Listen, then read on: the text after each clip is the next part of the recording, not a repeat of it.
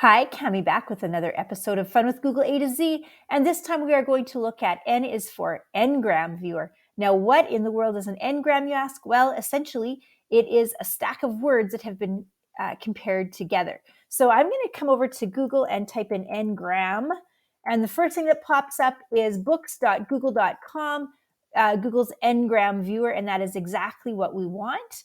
And so we can see here how it compares some words. So let's look at some words of our own. I'm going to start off with a word that's very much a period word. Let's look at groovy. We can see how it has a spike in 1970s, just like we would expect. Let's look at a word like the internet. And we can see that it spikes in the 1990s when the internet is first invented. Let's look at another word like war, which we would expect to have some action over time. You can see here's a spike in 1918 and then again a spike in 1943. So we can clearly see World War I and World War II in that one. Let's try another word that's used a lot right now, and that is pandemic. Now, watch what happens here. We can see a spike in 1918, and that would be with the Spanish flu pandemic.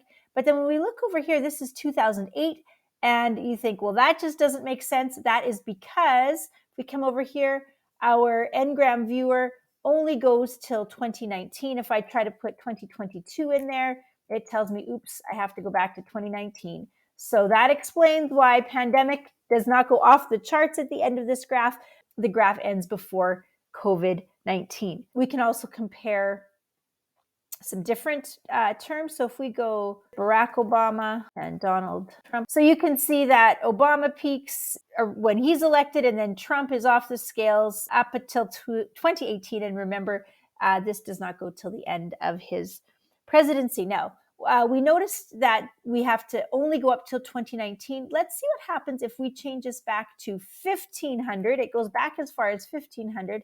And then let's put some different old words in there. I'm thinking of words like thee and thou and thy, words that we might see in old Shakespearean texts, for example. And here we can see each of those different words has a color, and we can see that they spike in the 1516, 1700s, and certainly reduce in use up until the present time. So that is Ngram Viewer. So many fun ways that you could use this in so many different settings.